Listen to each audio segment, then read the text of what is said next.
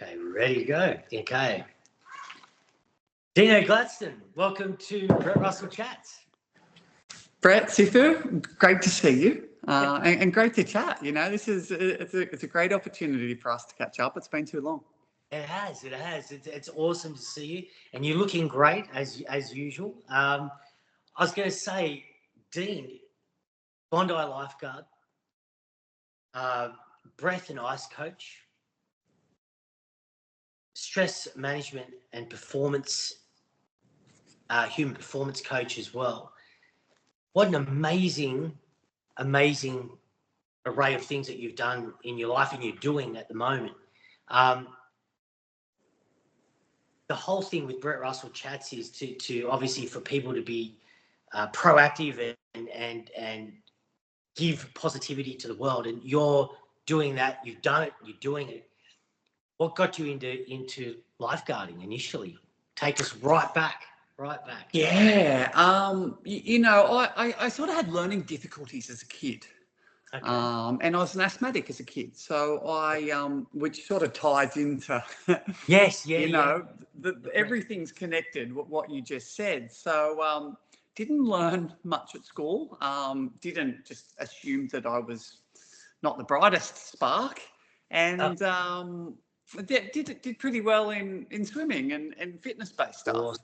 Yeah. So university wasn't an option for me. Had no idea what I wanted to do. Saw the lifeguards at the beach one day actually bringing someone back to life. Wow. And I was sort of blown away. And Mum, who is a nurse, was explaining to me what was happening. Yeah. And I'm like, I want to be a lifeguard. That's awesome. I ended up. I did a plumbing apprenticeship first, which I'm really grateful for, because that taught me some really, really great skills. And to this day, I'm really grateful to do that learning experience and have a trade under my belt. And I feel, potentially there was always something for me to fall back on. Although I certainly wanted to move away from plumbing, I'm still really grateful for that experience. So I did. I did my plumbing trade, and then I started working on the beach. Wow, that's amazing. I mean, that's incredible. I mean, I really like that approach about you sort of being practical initially with plumbing, and that's a great thing. And then obviously having that passion inside and obviously wanting to get into learning and obviously lifeguarding and helping people and all that. Well, it was one of the few things I was good at. Well, swimming and being in the ocean. I grew up in a pool or at the beach, so it was just almost like a natural progression for me because I spent so much time in the surf clubs. Fantastic. And did you literally take it easily as far as getting into that, and was it a hard process to become a qualified lifeguard, or was it easy for you? Did you find that an easy thing, or were you? So the fitness test for the lifeguards, there's an 800-meter pool swim. That's right. And I swam an 8 minutes 40, which was the fastest time in 80 or 90 years. I was going to say that was that. I mean, that's a very quick time. That's is that still a record now? Is that no? A couple have got. Well, I felt like I probably could have gone a little bit faster, and had I have known that. There was a chance to set a record, because it's just turn up and swim. And some of the people, it actually makes other people look bad when you're sort of overlapping them or beating them by a couple of 100 meters. So it's a little bit frowned upon. So unfortunately I left a little bit in the tank. So it would have been nice to, I think the record's 8:32 now. And well, that's still, you're still up there. You're still up there. Still up there. So, anyway, as you get older, you don't realise that these sorts of things. But, at the time, I wasn't trying to break records. I was just trying to impress, really. Yeah. No, that's fair enough. And obviously, we'll now move into the Bondi Rescue phase. Obviously, TV star, that came fairly early for you. You got straight in, doing your job, but also being filmed, and obviously that was a good thing for safety for the public, general public, but also put you guys on the spotlight a bit. How did you find that? Or that would have been a big thing for you, big change? Yeah, to put a timeline on it, because you know, a lot of people think of Bondi Rescue as a reality TV show. Yeah. So Bondi Rescue is a documentary. Yes. It is an observational documentary where they just film the lifeguards. It's whilst there may be lifeguards doing certain things, it's what we do whether the cameras are there or not. So and I wanted to be a lifeguard a long time before the TV show. So I never had any intentions of being on TV. A lot of people, and there's nothing wrong with that, have seen the TV show and wanted to be lifeguards. I've got no issues. No issues about that. But just to be clear, when I wanted to be a lifeguard, there was no TV show there. And by the time the TV show rolled around, I was actually the team leader. So I was sort of running the beach. At this stage, which was sort of 5 or 6 years into my lifeguard career. And the lifeguarding trend was growing upwards, like it was becoming more recognised as a professional job. And then the TV show really just sort of put it on the map a little bit. No, it propelled it through, you know. And I mean, that's it. It was funny you say that, because when I was growing up, my thing was I saw a movie called Top Gun, and that made me want to be a pilot. You know, awesome. And it gave me, you know, I looked at that and I was like, I want to do that for a living, you know, and it inspired me to sort of, you know, get my wings when I was young. But I'm sure that as you said, it's probably propelled a lot of young men and women into wanting to go into the profession of lifeguarding.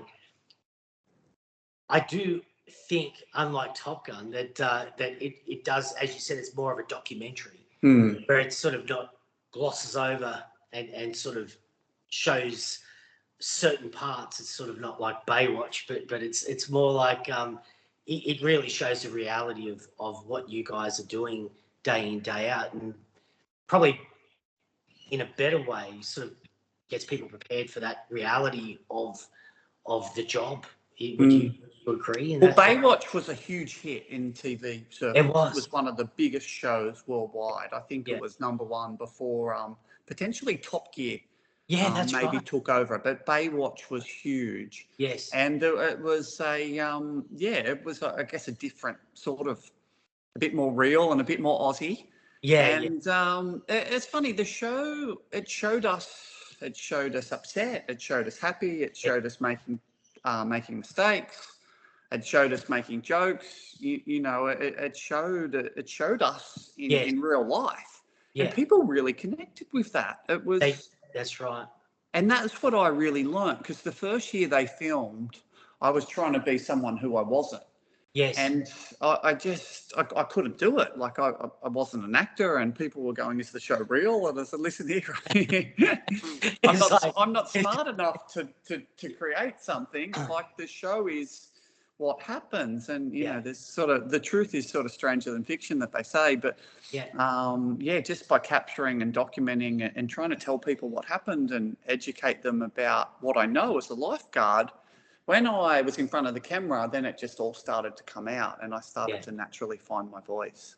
That's awesome. And I mean, you know, I think the concept is fantastic, and it's one of those Australian media productions. You know, I think on the last podcast I did last week, which will be coming out next week, we had Scott Howard, who's the head of Endemol Shine Productions. Oh, wow. He's the COO. So he's a good friend of mine, and we just, that's the last one we did, and he was explaining, you know, how Australian media is world class now and almost taking over the world. And you know, he was explaining that Endemol Shine has, I think they're up for 2 Emmys now, and wow. And it was amazing. But you know, I know he was explaining to me that shows like Bondi Rescue and all these other things that are on TV and Australian made are world class. They've got worldwide attention, and I think I suppose he was saying maybe previously Australians have been a bit harsh on themselves with the media industry, but now we're leading in some. I think Bondi Rescue certainly was the first of those shows which led.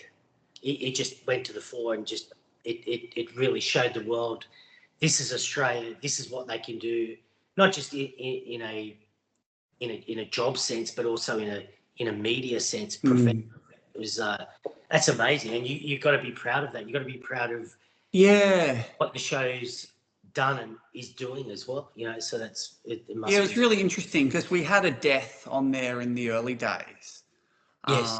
And it was like, how are they going to portray this? Because the show's generally lighthearted. Yes. And it's amazing, though, the educational content. The kids pick up so much educational content from the show not being a traditional, don't swim here, swim here. It wasn't you have to do this. It was, this is what happens if you don't do this you get rescued and this happens. And the educational message was 10 times as powerful in a light-hearted format. It was mind-blowing. Yeah, no, really. But the death, they tackled the death as something that happens, and they did it really gracefully, or they captured it. They captured the emotion, and it was.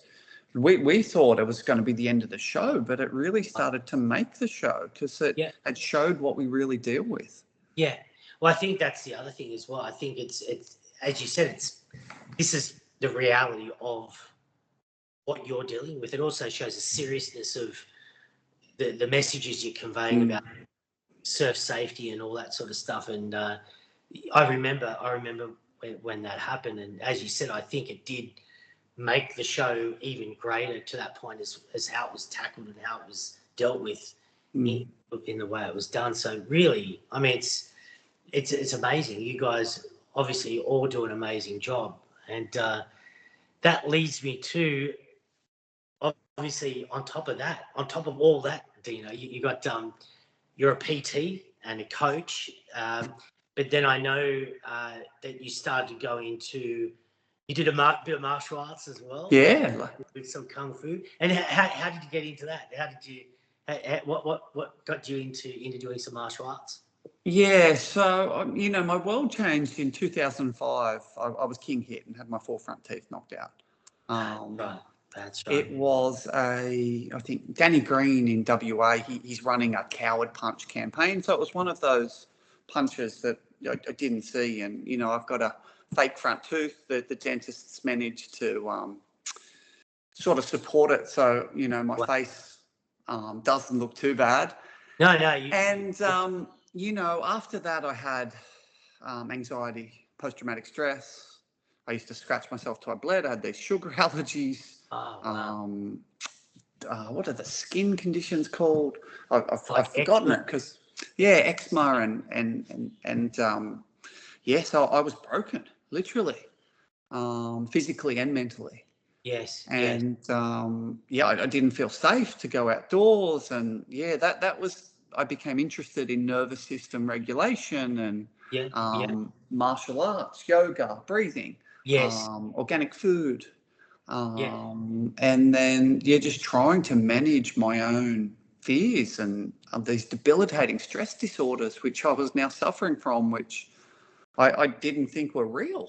But only a couple of years earlier. It's a terrible thing when that happens, and it's a natural thing that the body does. It's a self-protection mechanism, isn't it? Where if you have a massive shock to the system like that, the body reacts in those ways. And but it is about, certainly from a martial arts perspective, I know it's about building up that confidence and that self-esteem, and through tools, I suppose, tools that we learn to be able to do that. But the stuff that also that led you into was, I suppose, breath work and self-regulation of emotion, which that does, and so that's an amazing. And talk me through that journey.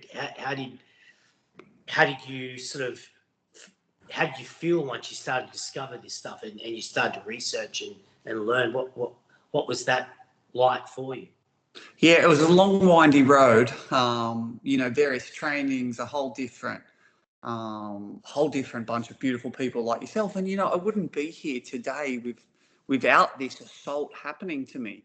Yeah. And it's amazing to see how much progression in this, I guess, identification of mental health. Like it's you 20 years ago or 19 years ago, it was very different back then, Yeah. Yes. It was sort of toughen up, I think knowledge and communication is what it's all about, and as you said, that's the big difference I think that's happened in the last 20 years particularly with this sort of stuff. It's knowledge and communication. We have to communicate how we feel, what we're feeling inside. Also, knowledge. As you said, 20 years ago, I remember talking about qigong, which is breath work, the old school stuff. Yeah. And people would just glaze over. And it'd be like, no, this is real. Like this is, monks have been doing this for thousands of years. And, but it was sort of a bit of a glaze over. But now it's, and I must say, with people like yourself who have forged the way in this modern way of teaching and really getting it out there, because it's the same message. Breathe is health. If you breathe and you can regulate, not only you're oxygenating yourself, as you know, but it's health itself. It can change your emotions. It can change the way. It's chi, right? It's your prana. It's your life force. Yeah. And the ancient martial artists have known this for thousands of years. Yes. Thousands of years. Yes. Yeah. And we're quantifying it in the last 20, and Andrew Huberman's like sort of, releasing data, and everyone's into it.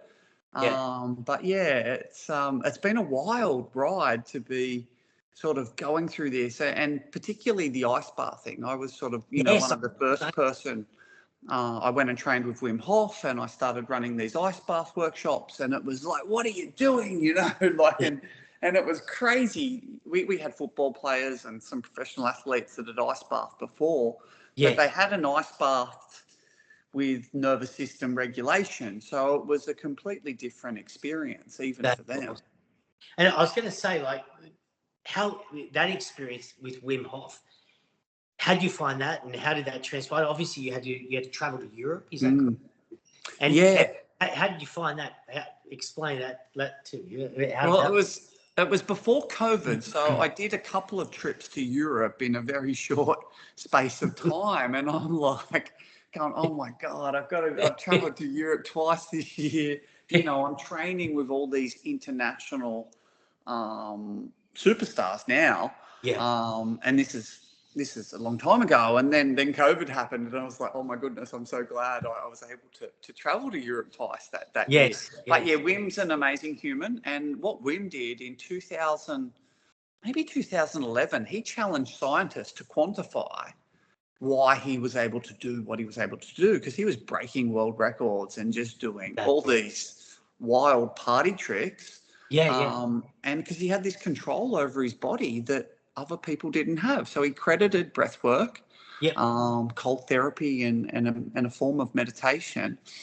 And scientists were able to quantify that he had this power over his body that other people didn't have. That's awesome. And then they went, oh yeah, you're a one-off. He said, I'll be able to train other people to be able to do this in 10 days. And he got a group of people that were able to influence their immune system through breath work in the lab in 4 days with him, and then 6 days of training by themselves. So it was pretty wild what he was able to do. Yeah. I mean, this is the whole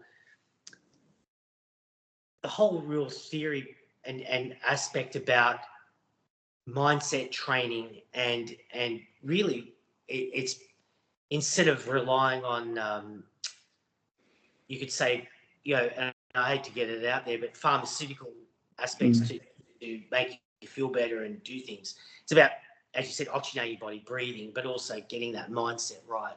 And I just think that was a great thing that he did, to bring it into now and really push it into the fore, and get it mainstream, because it's awesome. It is, and it's so good. I mean, yes, there are certain things that you need, obviously, medically to look at, but there's a lot of things, as you said, like whether it be emotion or body fatigue, and really, I know from a martial arts perspective, and certainly from a Shaolin monk perspective, they would say, breath affects your emotion, and it's all tied into one. So, so this is sort of the next level, and it just takes it into the mainstream, which is great, because I always remember talking to people years back, and they'd say, "But we're not a Shaolin monk." Yeah. But we're not a Shaolin monk, and I'd say, true that, but with this, women and amazing people like yourself now, people look at you and they can say, wow, Deano here he's forging ahead. He's training these people. He's living by the example. He's doing this stuff.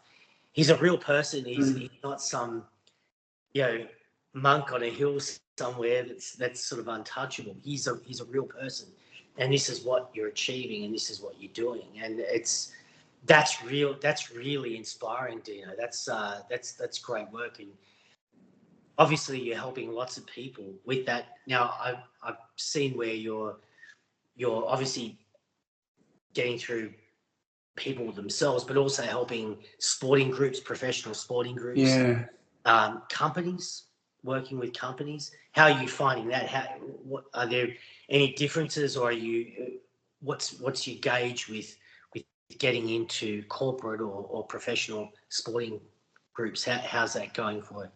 Yeah, I love it. I love working with people, and I've really found a real niche with the breath work and performance specific stuff. And that's more linked to the, I think they talk about martial artists breathing a imperceptible breath, right? Yes. And being able to control the breath. Yes. So by breathing less, if you can train someone to breathe less, you could essentially make them fitter or give them the edge in their aerobic and anaerobic capacity. So it's the same stuff that's already been known, but I guess there's just a little bit more evidence-based research where we've got that understanding or evidence, and just we're able just to implement some techniques to just get this performance. And in some cases, people don't actually believe it's so effective until you show them. So showing them the technique, getting them to do it, measuring it, and then implementing techniques, reassessing, and then going, what? That didn't feel that much better. And I'm like, well, this is the data. Yes. The athletes are different, because when people pay to come and see me, they're fully invested. Yes. It's their time, it's their money, it's their energy. When I'm paid by the club, and I've worked with NRL clubs, AFL clubs, Sydney Kings, it's different. The players, they're not excited. They got people all day telling them what to do. So it's a little bit harder to capture a professional athlete's attention. Same with the corporate stuff. Some of the corporate groups, they're just at work. They've got a day out. They're generally a little bit easier to capture their attention than the pro athletes. Especially if they're ice bathing or doing something fun. But it's different. People that pay to come and see you, is very different to people that you're actually getting paid to present to. So I really want to capture those people's imagination with my passion. No, it's good. And obviously that leads us into stress management as well. So, you know, and I know this with the Qigong aspects of which is the same. It's how are you finding that? Obviously, you work with corporate, I'm assuming people. Yeah. And I mean, I know that's a big thing these days. And as we're talking about, probably people's now knowledge of particularly mental health, breath work, and obviously the ice bath work, and all the stuff that you're tying in, that really ultimately is stress management. It's a stress system. So how are you finding that? Educating people with that, is that obviously no doubt must be good for the people you're teaching, and also I love it. Yeah. And people are in so many different parts of this journey, and people have different battles. Yes. So it's trying just to support people where they are. Yes. And just to give them something to work towards. And these can be, you know, very simple as a cold shower or going for a walk. Yes. Because some people aren't exercising at all. And I know you would find that crazy. And for me as well, like I'm addicted. If I don't exercise, my brain doesn't work. Yes. But yeah, for, you know, it's just, putting some simple things in place for some people. You know, I tell some of my clients, you know, they're staying up, they're watching 2 hours of TV every night. Wow. And it's like, guys, come on, just go to bed earlier, switch. And they're like, I'm not tired. And I'm like, oh. And then like 6 months later, they'll go, oh, Dean, I took your advice. I went to bed earlier this week, you know? And I'm like, what are you talking about? Yeah. It's interesting, isn't it? I mean, I know it's so interesting you bring this up, because I know with certain clients that I have, it's about getting them to take their vices and do positive vices. And as you said, like with you know, whether it be walking or going for you know, doing a gym set, or you know, even just doing some breathing for stress management, whatever. It's everything helps and everything counts, but it's getting them into that habit, and you know, habitual people. So if their habits negative approaches, and they'll, you know, it's just getting them over to the positive stuff. And it's adjusting those habits, right? Yeah. It's really, but it adds up. Yes. There's significant gains, and people just don't appreciate it sometimes, or can't see the bigger picture. So it's just supporting them through, and ultimately it changes people's lives. Yeah. Well, actually, Deano, there's a story I'll tell of yourself. I was training you, and I haven't told you this before, but there's a combination I taught you in self-defense, of course, and probably to this day, and I'll you know, you'll like this. You'll probably had one of the quickest hand combinations of people that I've taught. Really? Yeah. And it was actually filmed, interesting enough. We were doing, as you know, we did a documentary once. Yeah. And it was actually filmed where you were doing this particular combination. And I would say it's one of the fastest hand sets. Your reflexes are sort of just naturally good. Some people just have good natural reflex, and also natural coordination. So there you go. There we go. So you did really well with that, and it's the great thing is they captured on film, so which is good. So, but it was obviously that's, by the time I saw you were a very fit and active person, and that showed within your technique. So there you go. You've got a good set of hands. Thank you. Thank you, Sifu. So it's good, but Deano, I mean, I look at the body of work that you've done and you continue to do. It's so awesome to see people giving back, not only just learning for themselves, but giving back. So how do you find that? I mean, is that a good thing? Do you love giving back naturally, as far as the knowledge and everything that you've learned in a way, or is that something that obviously you want to continue and expand within your business. Well, that goes back to being a lifeguard. Yes, all the lifeguards actually enjoy helping people.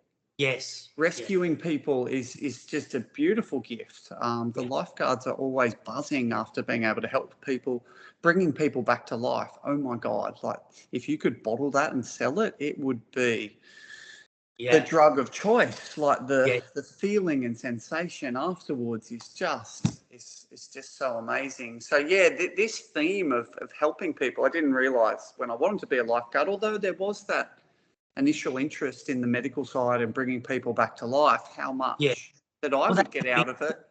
That's a big thing. That's a big, I mean, no doubt that would, I mean, it must be such a rewarding experience to sort of help people and do, and save people. You're saving each day and every day. But Dean, I was going to say, how do people get in touch with you? Like, what if someone wants to do a breath course or an ice bath course, or even do stress management stuff with you?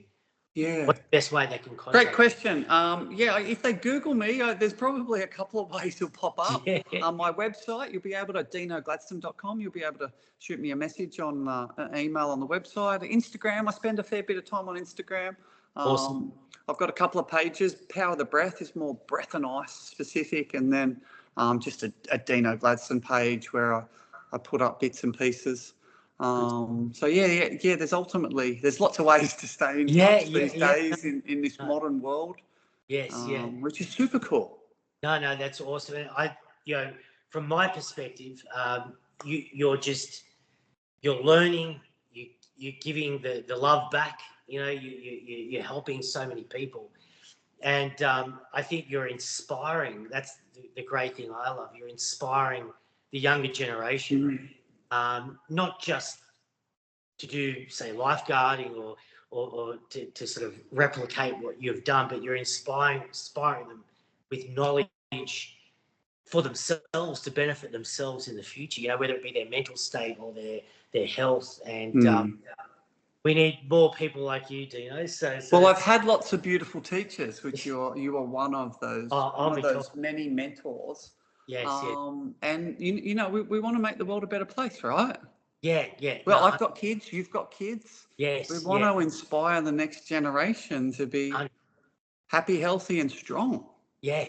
No, and I think that's what it's all about. It's about learning, and also, but inspiring for future generations. But thank you, Deano Gladstone, for being part of Brett Russell Chats, and I know you're going to inspire a lot more people in the future, and we'll keep in contact because I'd like to have you on again in the future, and we'll get into more of a generalised chat about training and teaching and all that sort of fun. Yeah, thank you, Sifu. Okay, take care. Ami Dog.